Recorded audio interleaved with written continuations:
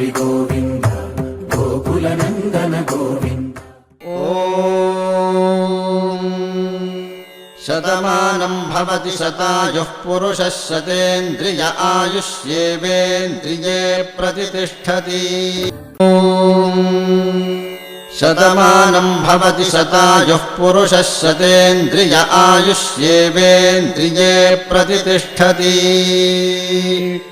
शतमानं भवति शतमानकं शतमानं भवति शतायुः शतायुर्भवति शतमानकं शतमानं भवति शतायुः शतमानमिति शतमानं भवति शतायुः शतायुर्भवति भवति शतायुः पुरुषः पुरुषः शतायुर्भवति भवति शतायुः पुरुषः शतायुः पुरुषः पुरुषः शतायुः शतायुः पुरुषः शतेन्द्रियः शतेन्द्रियः पुरुषः शतायुः शतायुः पुरुषः शतेन्द्रियः शतायुरिति शतायुः पुरुषः शतेन्द्रियः शतेन्द्रियः पुरुषः पुरुषः शतेन्द्रिय आयुष्यायुषि शतेन्द्रियः पुरुषः पुरुषः शतेन्द्रिय आयुषि शतेन्द्रिय आयुष्यायुषि शतेन्द्रियः शतेन्द्रिय आयुष्येवैवायुषि शतेन्द्रियः शतेन्द्रिय आयुष्येव शतेन्द्रिय इति शत